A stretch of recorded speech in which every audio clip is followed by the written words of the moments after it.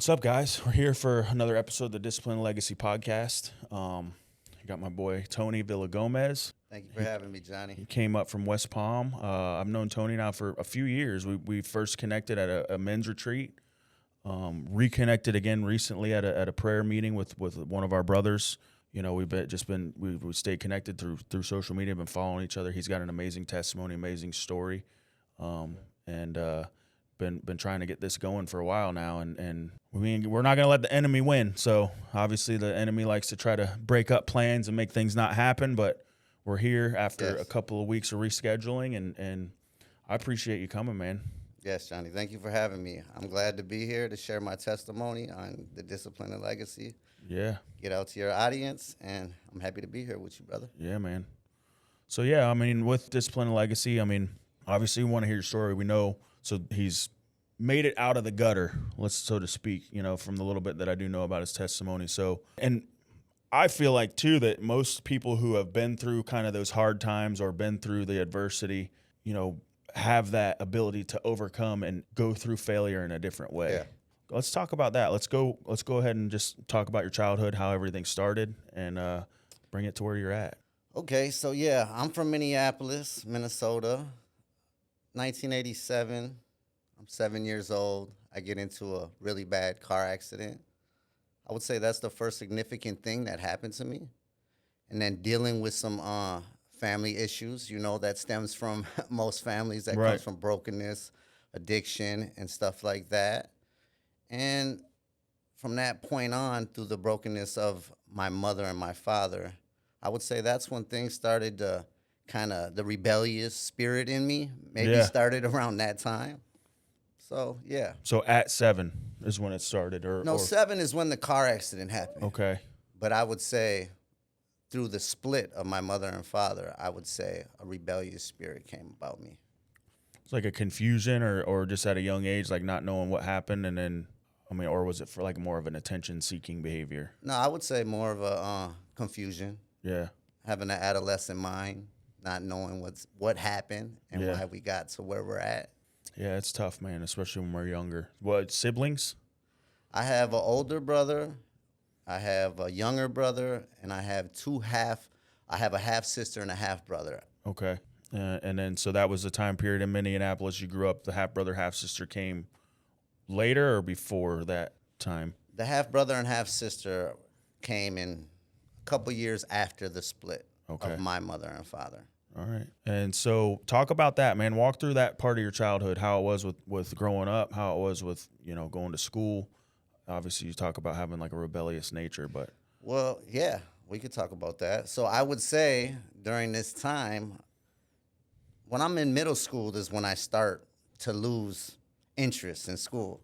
This is when I start, you know, getting out into the streets, getting around the wrong crowd, start making some money, and I start to lose a lot of interest in school. And I'm also going back and forth from my mother's to my father's. So around this time is when my independence comes, as I would think. As I'm 13 years old, and I'm thinking, okay, I can figure this out on my own now. Yeah. So I would say, yeah, this is around 1993. And just started making money in the streets, 13 years old. I got this. Is that kind of what? At 13, I would say there was still the, the adolescent in me. Right. Because I couldn't do much at that age. Mm-hmm. But I would say, you know, once I turned like 15 years old, this is when my son comes along. Wow. I get somebody pregnant, his mother, at 15 years old. And this is when I step into my manhood, as I would think at that time. Kind of like, well, you got no choice at that point. I can't imagine my son at 15 being a father. So, yeah, I mean, so would you say that, like, you know, you weren't really being watched, you know, to be able to get to that point, or, you know, or the fact that you're switching from mom to dad, there was like no real structure because you didn't have like a, you know, like you go to mom's, you get away with certain things, you go to dad's is different. What do you think led you into being able to get a girl pregnant at 15 years old? I mean, I think that broken home. I think, Yeah. you know, if your mother, you need a father and you need a mother, I believe in the same home. So you can get that, you know, the side of the woman and you can get that side of the man. So not having that in the home and then, you know, now I'm 15 years old. Once you become a certain age, you're able to do certain things on your own. You may not be an adult yet, but by the time I'm 15, you know, I'm getting cars, I'm driving, I'm on my own Right. basically. So that element of the parents, that was done with by 1995. I was on my own. Yeah. And so, how old are you? I'll be 46 in August. So yeah, I mean, you kind of grew up in like an '80s baby. You know, it was like I'm the same kind of time period. I feel like that's like the best time to have grown up because you're like right there before the internet. We have that kind of still have that little bit of technology thing about us because we were going through school, learning about computers. Yeah. So yeah, and it was different, man. It was different in those days. Like you definitely there was you could get away with a lot more. I would say the 90s are the golden era. Yeah. Definitely. Things changed after the year 2000. I mean, VHS tapes. You know, I even remember messing with my dad's records, and I'm gonna be 40 this year. You know, so I'm like getting like man, I'm like feeling like I'm old. You know, but so let's talk about continue on through that part of the story with where you're a young father. So yeah, now I'm a father. I'm fully involved with the streets, involved with adulthood. So now I'm running around the streets and I'm drinking. This is when the alcohol comes in. Okay. This is when we start partying all the time with the friends. This is where a lot of mistakes have been made in the past and things that I regret that I carry with me to this day, that I have to ask God for forgiveness for things that I've done in the past. So yeah, so now I'm 16. I have a son. I have an apartment. I have cars. I'm taking care of myself. I'm running around the streets with a bunch of different guys who some are 5, 6 years older than me, but they're under me. I'm helping take care of everybody because I had high characteristic even when I was young, before I came to Christ. I still had them, I had integrity. I had character. So people were willing to say, hey, he's a good guy. I've always valued myself on being a good person and being there for the lowly, the people that, that are out there on their own, that come from broken homes as well. So I'm running around for a while, and then 1998 comes. My father passes away at the age of 42 from drinking alcohol. Wow. So this is a time. As a result of, it's like what, liver? Liver, yes, Okay. failure of liver. So this is a time where a lot of self-reflection came because of that abandonment from my father. And, this is the point, too, where I would like to encourage anybody that has that type of relationship with their parents to, try to mend that. Yeah. Because the past few months, the last couple months before my father passed away, I got to spend with him. I was by his bedside every day. And this is not somebody that I really liked too much from, not being there, his presence not being there as a kid. So from his passing, you start to reflect. Yeah. So I'm reflecting on how is the alcohol shaping me? It's not doing anything good for me. And you're following down those same footsteps, same path. Yes. How are you as a father? At this point in my life, I mean, I would say I kind of deal with the same thing from not having a father even now in my fatherhood. Right. Is that I feel like by providing, that's how I show my love and being, there for my family. But I wouldn't say I'm the greatest father as far as spending time, probably because of that absence from my father. You know what I mean?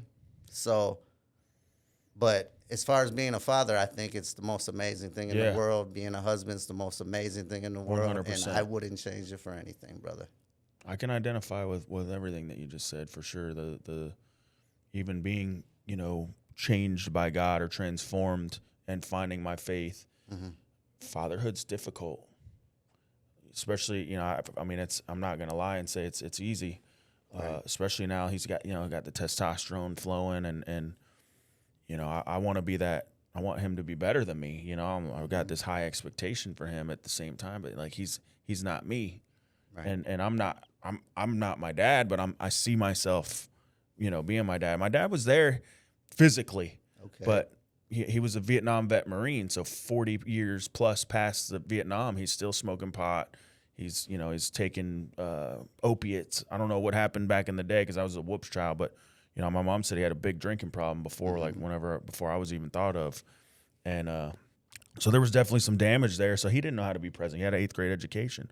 Right. So I had to deal with that, even though he was there in the house every single day because he hurt his back the year I was born. So he pretty much raised me and my little brother. Never taught me about fishing, never taught me about, Right. guns, hunting, or any of that. And I don't know if that was a result of, his time in the service, but we reflect on this stuff, right? Mm-hmm. Especially when we get older, and especially now at my point in my life where my son's kind of being a little pain in the ass. Love him to death, but am I doing the right thing?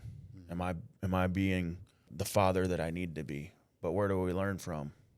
We learn from our parents. Well, God, from our new creation, once Right. I'm born again, yes, there's a whole identity thing that takes place. So there's no and- question yes. about that. Like when you're walking like Christ-like, there's no question of whether you're being the father you're supposed to be or not. Right. Absolutely. But the enemy will try to lie to us and say you're not good enough. You're not doing what you're supposed to do. We're right where we're supposed to be, man. And that's what God always kind of reminds me. Amen, brother. I agree. Yes.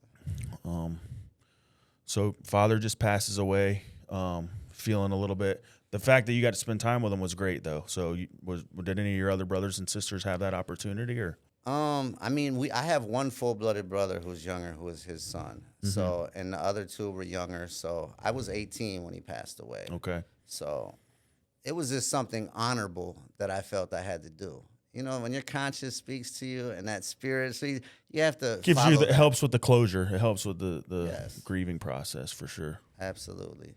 So I like how you said that about your father, how he come out the army, because as I get older now, let's say I'm in my mid-20s, I'm 23, 24 years old. This is when I started doing opioids. Yeah. This is when I started, popping Percocet, and because I'm an introvert by nature. So I'm popping Percocet and I'm going to the gym, I'm working out, I'm drinking, I'm partying, living that mid-20s life, Right. It's beautiful at that age in your life, you know what I mean? So this is when the addiction starts kicking in as a 24-year-old. Okay. Because this is also the time in my life where me and my older son, mother broke up. Okay. We were in a 9.5-year relationship. So now I'm 24 years old. I'm in the streets heavier than ever in my life. Single.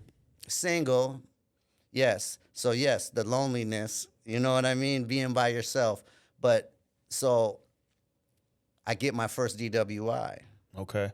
Running around, drinking and driving, which most people who drink, they don't think they need a ride home because they have the keys in the vehicle right outside.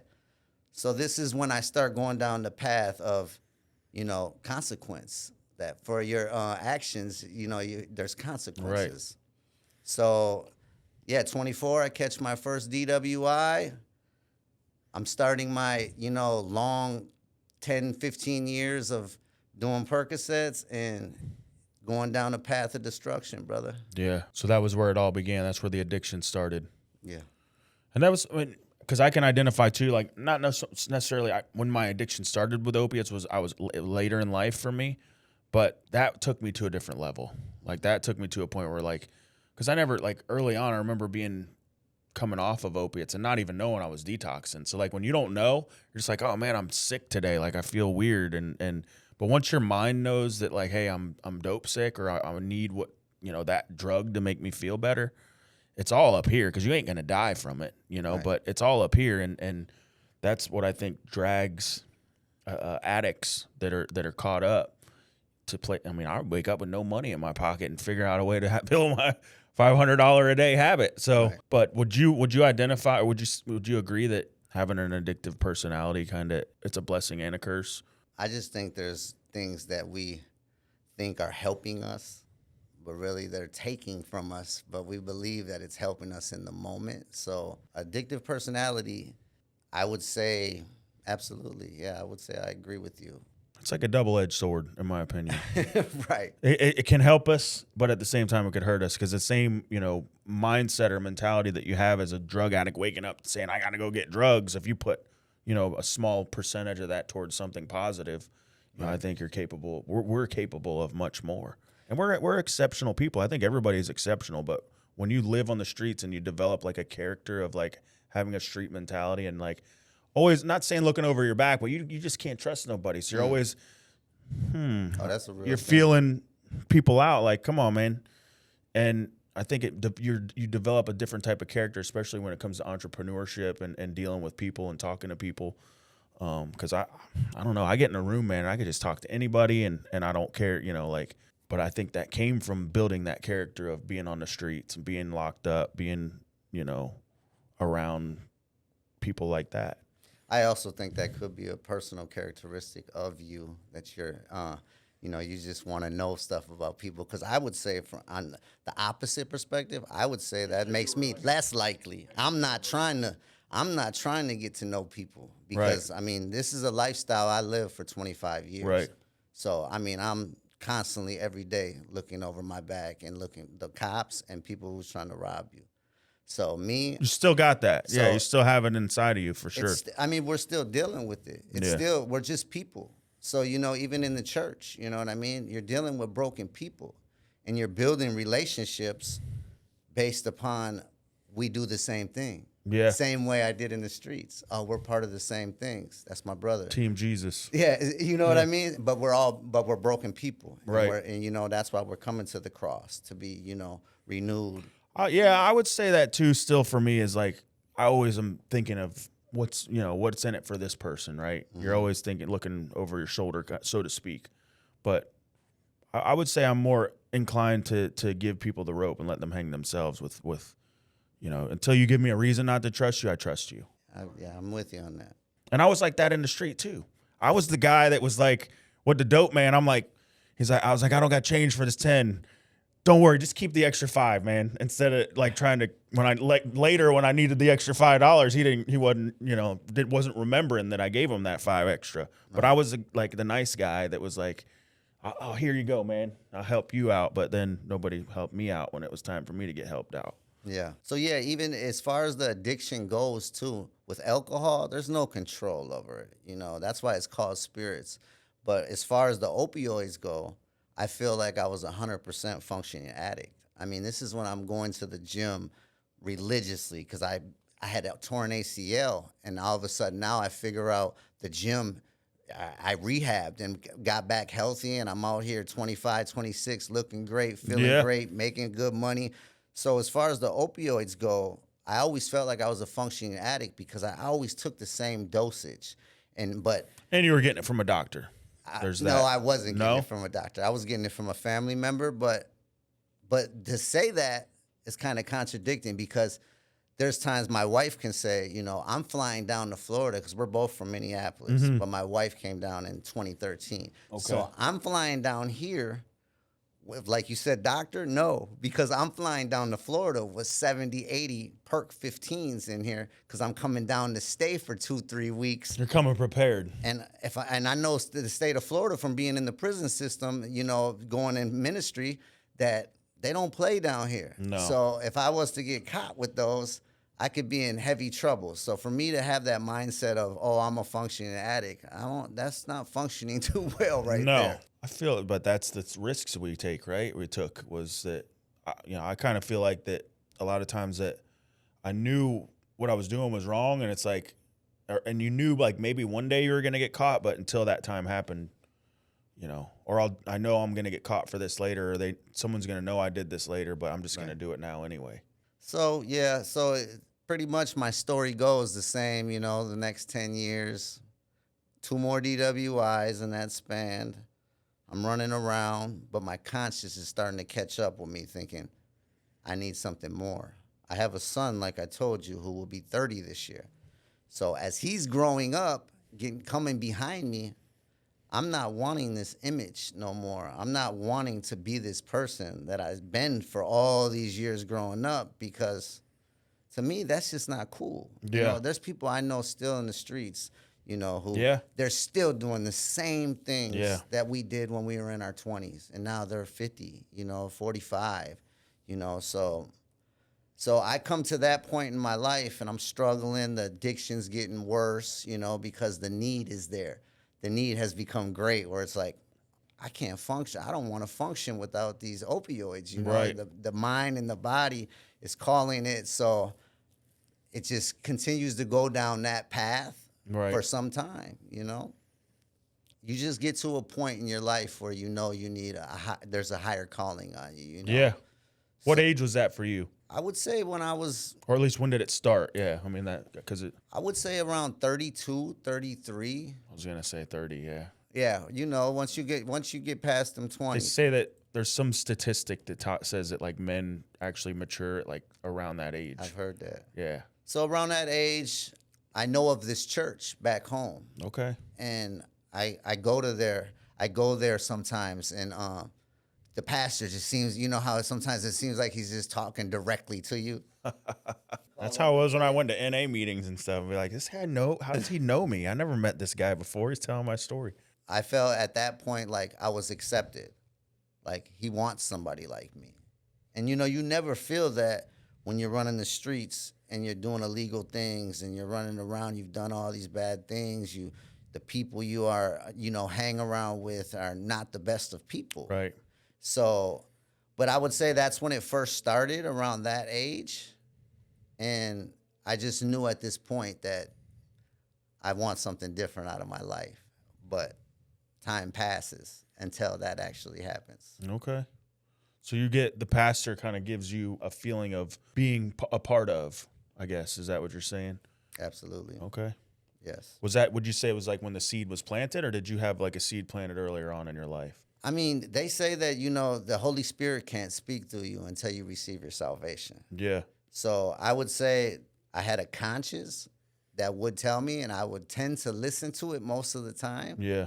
So I think, that it was always there throughout the years, because I always wanted to be a family man. What you're missing as you become a man, you want that, what you didn't have as a child. We're created to want that. We're created to be that way. We were created, man and woman, to be together.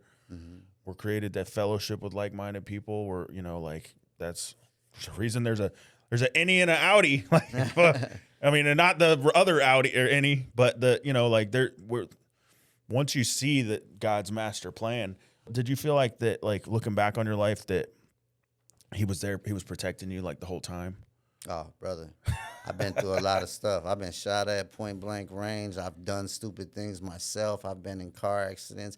I've been in a lot of crazy, crazy situations. My life, you see the scars all over my head, my face from, it's there. So yes, From running God the streets. was there. And God had purpose in my life.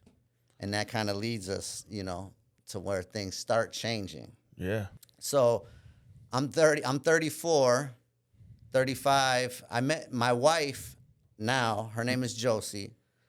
She was my girlfriend before my son came along. Wow. So now, Long time. You know her for, yeah. So this is where my story changes. This is the out God gave me. So 2014, I'm with my cousin. He's FaceTiming all this. Me, I never did, Instagram, none of these things. I was always a guy behind the scenes. Even Right. now, as a businessman, I'm perfectly fine with letting somebody stand in front of the camera and they take all the credit. Right. You know what I mean? Because I don't need it. But do I feel like my story needs to be told? Absolutely. I love meeting people, talking. So 2014 comes. I FaceTime. My cousin puts me on FaceTime with my now wife. And that's when things started changing. And because at this time as well, my son is growing up. So he was my life for a lot of years. And once he starts getting to be more independent and like, I don't need you anymore, Dad. Like, that was a tough stage in my life that I went through. Yeah. Very hard. So my wife steps in at this moment in time. And now, well, girlfriend at the time, but eventually becomes your wife. girlfriend at the time. She steps into the picture. So I'm in a dark place in my life at this point, and She's praying for me behind the scenes, Wow. down here in Florida. She's praying for me, praying for me. I'm coming and visiting. We're starting to build. We both come from brokenness. Right. We both come from a lot of, toxic things, a lot of decision making, just not the decision making of people who follow God. Right. This is where I would say, where I actually have some hope. Like, I'm like, okay, I have something I can look forward to. So this is when my relationship with God deepens. This is 2014 is when I met her, but 2017 is when I surrendered to the Lord. Wow. She had a part of that. A big part. Yeah, I would say. I think people who intercede on our behalf, I believe there's a lot of power in that. God brought my wife into my life. He 100% every part. I still, like, I told people, said to somebody yesterday, I said, I'm going to make a t-shirt that says no coincidences. Right, yeah. Because like, especially in hindsight, when you look back, you're like, man, he had this thing planned. Every step of it was exactly the way he wanted it to happen. Amen. And when I was in the prison ministry, I told the pastor, said, man, I want a good Christian woman. He's like, well, you got to be a good Christian man first. Right. And I wanted that. Like, every day I was in his office saying, hey, what can I learn? I want to learn some more. What should I do? What part of the Bible should I read? Like, and I remember the paperwork that they gave us in the jail. They would bring in, like, it was a study on the tear in the wheat, and whatever it was. I'm like, man, I want to learn this. And I dive in and fill out all the paper, everything that I could. Yeah. And realizing that God had this plan all along that interceding. These people in this Brazilian church never met me before or nothing, but they had their hands laid on me in tears, praying for me. They didn't know me from Adam. Yeah. And that's the true love of God. Like, that was was a start for me. That's the body of Christ. And I seen him, like, falling on the floor, and I had a guy come in that was not even from America, and came in and preach, and he called this guy out in front of me.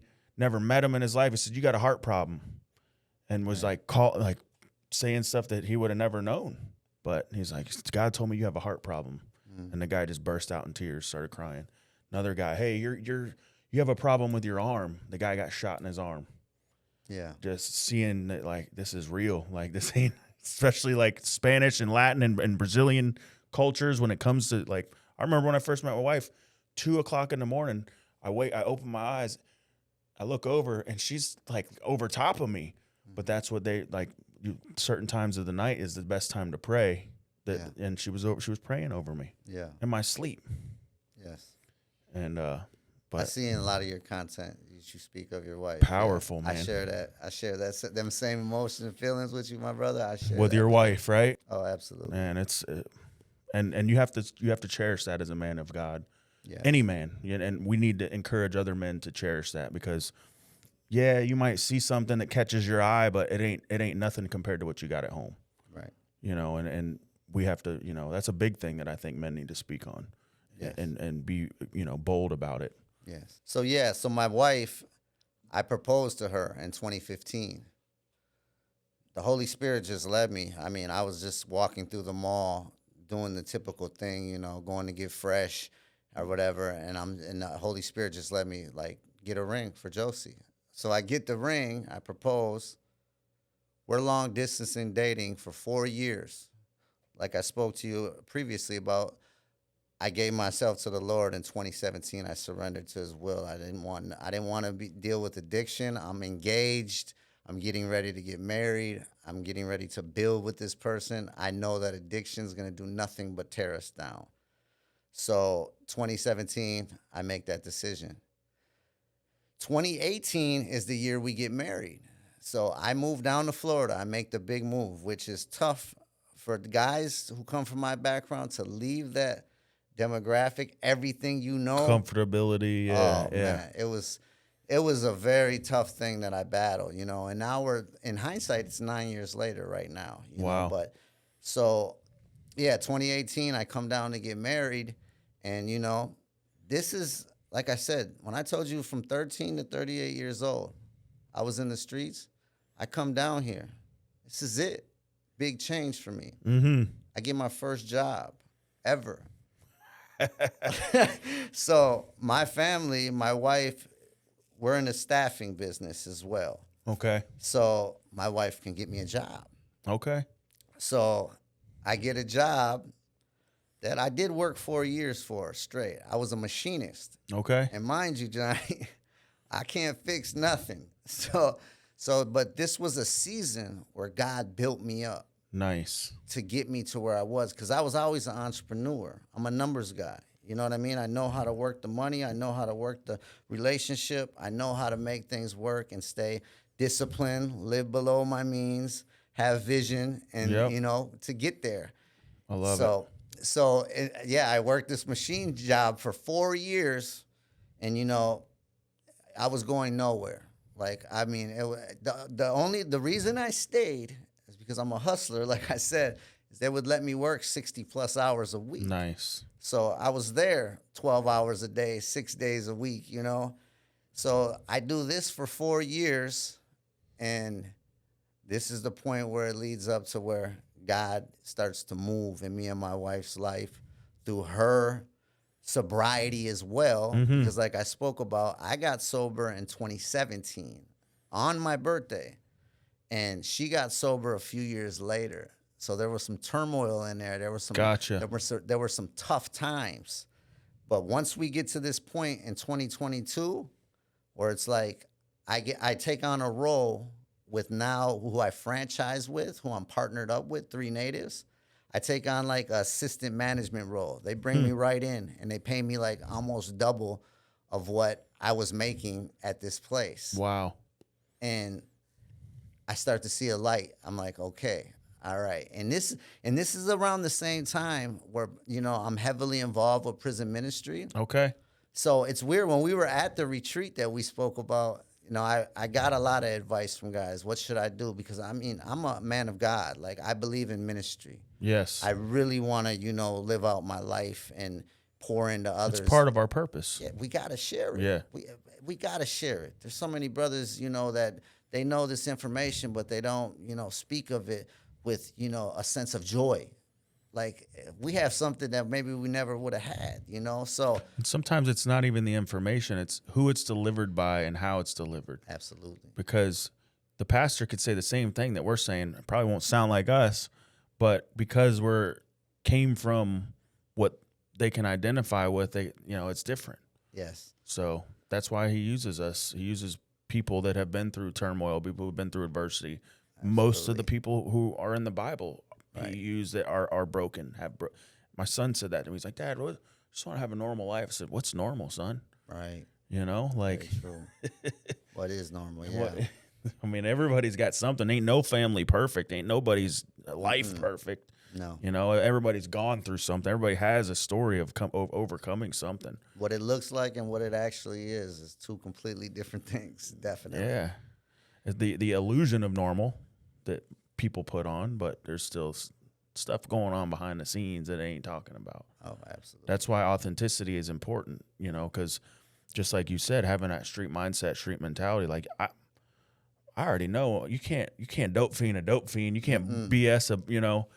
So like, I'm glad I got that know. education. Yeah. I'll take the street education over a 4-year degree in college. I did the 2-year degree, and I don't even use it, but I think the street mindset develops you into a different type of person. Yes. That's why you see, especially now, man, you see these guys coming out of prison with this I was an entrepreneur selling warheads in the 5th grade. Right, yeah, So, exactly. and my son's like, Dad, how'd you learn how to do quarters and halves? I said, well, son, how do you know what an 1/8 is and a 16th? And I'm like, well, son. Yeah. But numbers, same thing, man. Yes, I'm so thankful for that aspect of that. I'm gifted in that area, because that's definitely my part that I play in our business, me and my wife's business, is I'm more of the visionary. My wife's more of the one who's going to say, this is how we're going to get it done. And we're going to get it done. You know what I mean? So, yeah, this is 2022. I take on this role, and I'm like, okay, this is what I knew I wanted to do, because this was people love acai. Yeah. Like, they love it from all walks of life. People who make a lot of money, people who are in the middle, and people who are low. Once they have it, they keep coming. So to me, that It's tells a me cultural thing too. I learned that when I was in Brazil. Brazil, yeah, It was like people drink coffee. Well, down in Brazil, in certain parts of the rainforest, that acai is like coffee for them. and Like, dragon fruit. It grows right yeah, on their walls down there. and it was like you spend the day, like I swear it was like eat, sleep, eat, take a nap, and then acai in the afternoon, and and they were putting it on their fish, like the pure acai. Right. So I think America's took on that culture. starting to. Right. It's a palm tree. It grows on a palm tree. Like it's Right. And it's crazy how you said, talking about the what is normal.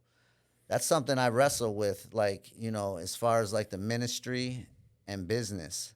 Like, because business takes a lot of you, and I don't believe everybody is made to, people see it, oh, I wanna be a businessman, I wanna do this, but it's not for everyone, because it takes every ounce of you. It takes every moment your eyes are open, and when you're a man of God, you can get to wrestling a lot, and that gives the devil a foothold in your life too. Yeah. To think like, oh, I got you, I got you. So it can be very tough, and that's why my end game would be to do ministry and go around different countries and serve with my wife. That's what we like to do, and our ministries together. Yeah. Whatever we're serving God, it's through a marriage, and it's through our family and through the church.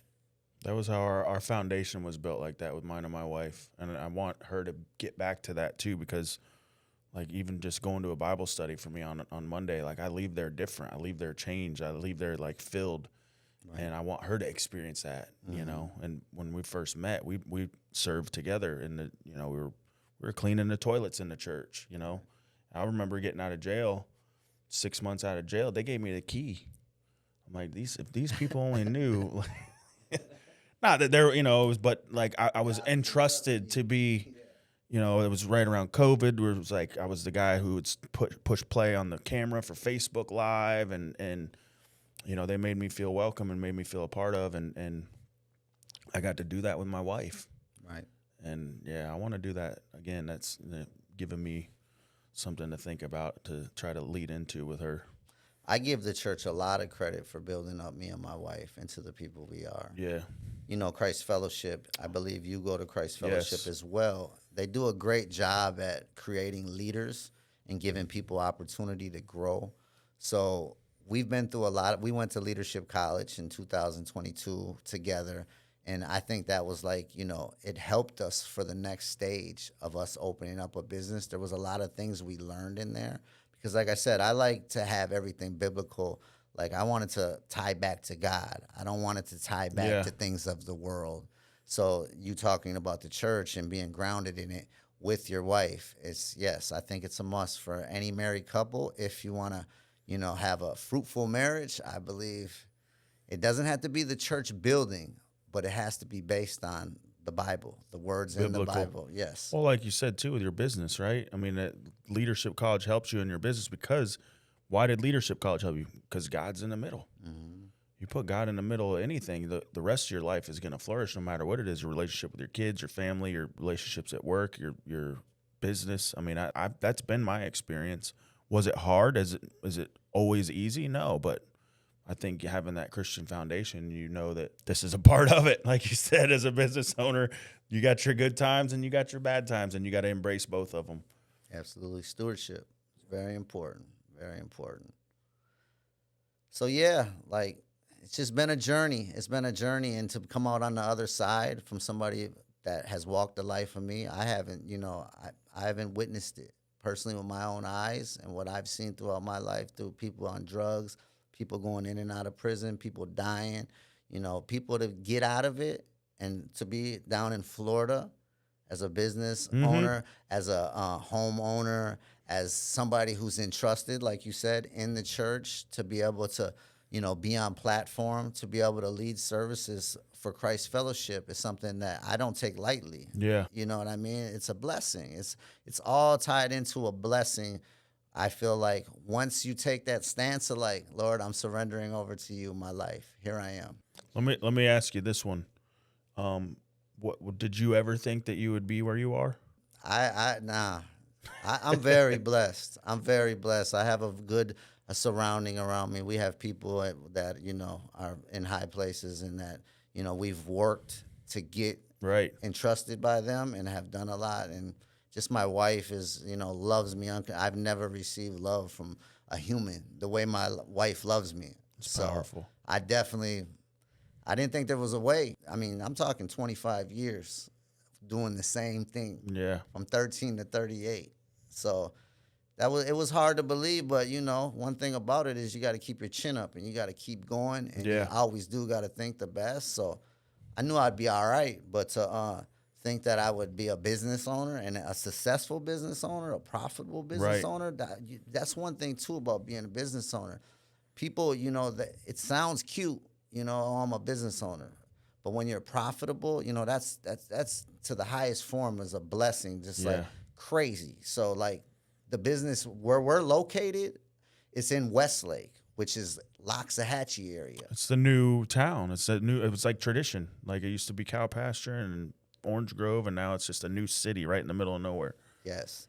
And what makes it so cool about that is that they launched a church in Westlake a year before we opened up. So we were able to help open the doors to that and be there with them and do that. Well, that helps your business grow too. Community, a village. It takes a village, right? It's been such a blessing, and I just I try my best just to steward everything I'm given and just be grateful and stay grounded and humble. That's it. You said something important, and I think that I kind of want to go that way. And you talked about stewardship, and how would you say that being of service is one thing, but what would you say about giving? What has giving done for you, being a cheerful giver? Oh man, I mean, tithing to us is just like it's a blessing that we are able to tithe. Yeah. And like, it's been, you've seen it so many times at churches where they show all the fruit baskets and they say, you get all these fruit baskets and all you have to give is this one.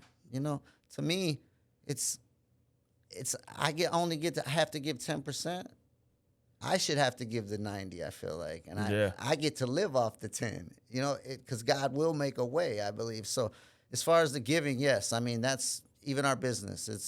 It's all going to be for God's glory in the end. Yeah. That's the way I look at it. So, that to be able to give is just a blessing because people need it. Yeah. Just like I needed it one time. I was blessed with help. And then there's, I don't remember where it's said, or I don't even know if it's in the Bible or not, but it says to be a blessing to others, you have to be blessed. Mm-hmm. Because, and I think for you to be able to give something away, you have to have something to give. So, and I'm not talking about money either, because sometimes it's just our time. Sometimes it's just being there to listen to somebody. You know what I mean? Absolutely. And for me early on, I didn't have nothing. So like cleaning the church toilet was what I had to give, was service to the church, vacuuming, whatever, and God showed me that I receive more than I ever have in my entire life by giving. It was almost like a cheat code of like, and then I was that guy early on. I was like, oh God, here they go. They're asking for money, right. Of course. But he says, test me. Right. He wants us to test him. So what he has given back to me, the freedom of my spirit, you can't buy that. Can't There's test no, God. yeah, exactly. So the return has been more than I could ever imagine. So you touched on it just a little bit, but obviously you've become successful. You're a man of God. You're heavily involved in service and wanting to help others. With that being said, what is the legacy and impact that you want to leave on the earth? The legacy would be, I think, of overcoming. Because a lot of times I look at people who come from poverty and come from the streets as though we have this mindset of them things are not for us. Them things are not for us. So I would like to be break barriers to say, look, here I am, because it's true. And my wife as well. We come from very rough backgrounds, and to overcome and to show, hey, you have to educate yourself. Hey, you have to get around the right people. Hey, you have to get to know God. That's what I would want my legacy to be, is that with God, all things are possible. Amen. And, that happens through discipline. Like, I've always been a very disciplined person. I've always been a disciplined person, besides when I was intoxicated. Yeah. Well, and I guess that kind of goes hand in hand too, because I was gonna say, for me it would be doing the work too, right? Because even if you pray for something and you're asking for something, like God's not just gonna set it in your lap. He's gonna provide opportunities for you to receive what it is that you're asking for, but you have to do your part. And a lot of people don't realize that. And for me, like, I see it. Like, I see when it's like, hey, I asked for something and pray for specific things, and it's like, oh man, I want patience. Guess what? I hit every red light on the way home. Right.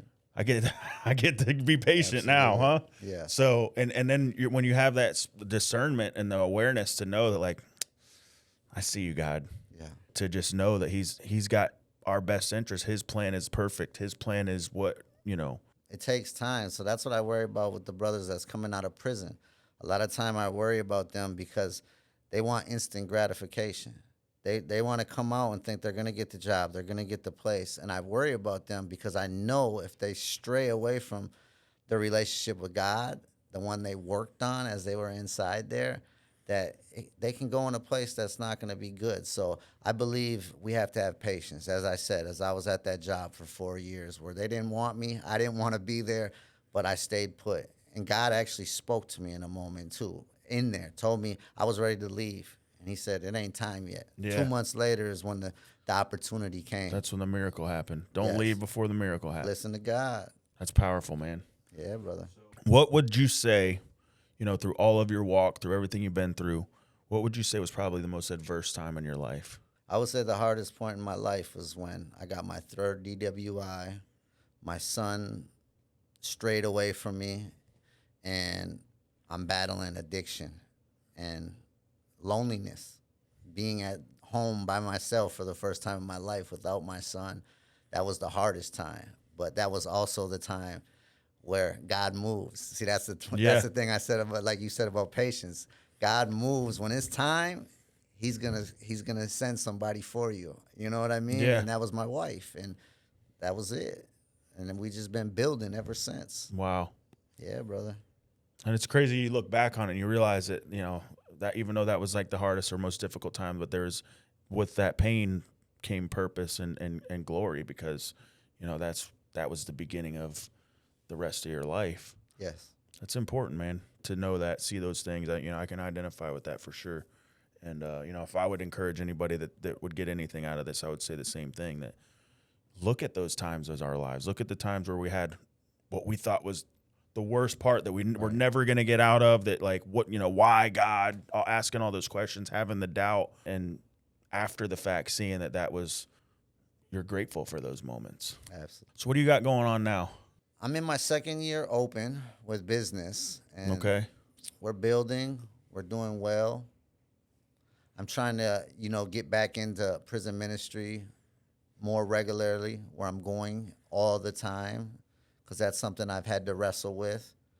Balance. Yes, the balance aspect of it, and just continuing to be well-rounded, continuing to learn, leaning into new things about the business, leaning into ways that I can operate with my wife well, that I can operate with my employees well. So becoming a more well-rounded businessman, I would say, more contacts, more events, more, just getting out there and learning and going to classes. There's, I know all kinds of people. There's meetings I can go to, invest in myself. So I want to step away from the business some to be able to invest in myself. Yeah. So I can move forward even more productive. Well, don't you think that's probably like part of that gift, right? The gift of to have, all of your needs met so that you can go out and be able to help others. You talked about that. You talked about, wanting to share your story, but then you said that you don't want to be the guy on camera, or you don't want to be the guy that's, I think maybe what you're trying to say is you don't want to be boastful. Yeah, I mean, I tend to think, that it's going to go by it's going to go over a lot of people's heads. But then there's also the people that you have done life with, that it will resonate with them. And, he says through his blood and through my testimony. So I think there is a impactful point of me bringing my testimony to it. So people from my past life can see, hey, look where he's at now. And people from my present life can say, look where he came from. Yeah, that's powerful. Yeah. So, what else you got? You got the I guess it's a restaurant, right? The acai bar. Fancy three fast natives. food, I would say. Yeah. Healthy. What else you got going on other than that? You got the ministry. You got anything you want to share out about? I mean, there's ideas definitely because Yeah. I have a musical background too. I've done Okay. music. I actually have a song. If you guys want to look it up, Big Jess. It's called Amazing Grace. I'm featured on that song. I'm the third verse. So I would like to. This was one of my ways I wanted to kind of get my life out there. But there's also the musical aspect that I Okay. would like to drop like a 6-7 song EP There you of go. like telling my testimony as well. So that's something like you say, yeah, the author. I see your book too. I hope you got one for me. Yeah, I do. Before we leave, I yeah, do. and yeah. So that does sound like a great idea, and when the Holy Spirit prompts you, I mean, just gotta act on it, but we have to align ourselves in that way. The fruit's not gonna be shown when we're so tied up in business, and because it can be a beast. You know what I Yeah. mean? It's not for the weak. So yes, but there's the aspiration part. Yeah, there's definitely other things I would like to do, but we're gonna have to see where we're at in a couple of Yeah. years. We'll come back around to that. Get part 2 here next year. Where can people find you? You can find me on Instagram at Tony Villagomez. You can find me over in Westlake at 4901 Seminole Pratt I'm Whitney coming Road. down there next time I'm down south. Yeah, come check us out, man. We're doing good things over there. I mean, the community absolutely loves us. Yeah. We've done a great job of building. I bet a couple business. of gas stations in there. It was like, I swear it was like a 7-Eleven across the street from a 7-Eleven. Oh, that's you over there? No, I bid on it, but we didn't get the price. There was a Oh, storage okay. facility we bid on. We didn't get that one, but it's definitely, I mean, it's pretty well established now. But when I first Yeah. started working over there, it was nothing but a road with like a couple subdivisions on either side, and they didn't even have like some of the gas stations in yet. It's nuts. They got like 10 communities back Yeah. there. It's nuts. I mean, they're building. They're building the Lowe's right now out there. Yep. I mean, so we got in early, man, and we have a great product. Nobody can deny that we have a great product. There's So, one in Tradition. I think I know the owner there too. I think he's trying to move away from it. So hospitality, though, that's Maybe. what you got to have. If you ain't got it, you ain't for the Yeah. food industry. If you don't know how to chop it up and appreciate your customers and go the extra mile, you're probably not going to make it in the food industry. yeah, Good food I and like good eating food. hospitality. Exactly. That's why you need the good food. Exactly. Well, I mean, it's been an awesome conversation. We're going to post his links in the bio for sure. I appreciate everybody, tuning in, and don't forget to hit the subscribe button. And what else you got to say to the folks at home? Just thank you for having me here, Jonnie. It was great. I'm grateful to be on your podcast, and I just wish you the best moving forward, everything. And yeah, I would just like to push the message of, guys, continue to follow your heart, and your heart's usually going to lead to the Lord. Thank you, Jonnie. Amen. Thank you, man.